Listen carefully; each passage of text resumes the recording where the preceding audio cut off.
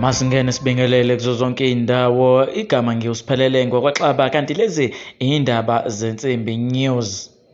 Laba obabonayo esithombeni abalandeli noma abahlali basothungathi abathi kwenzeke ngakho njengoba kubulawe osolwa ngokubulala uBobo wakamButho.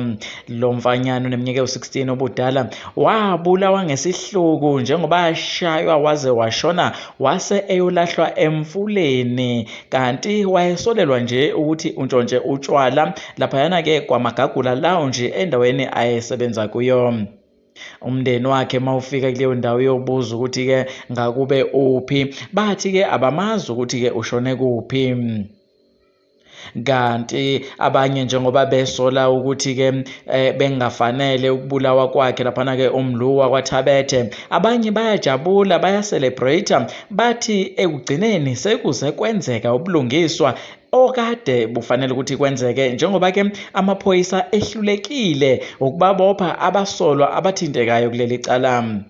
Bayisikhombisa abasolwa abathintekayo kulokhu, kuze kube yimanje akukhona oyedwa oseboshiwe.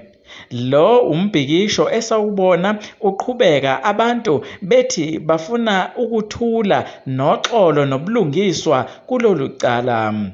Kanti lo umphakathi wasehamba nathi kwilokishi lakhona laphaya-ke othongathi.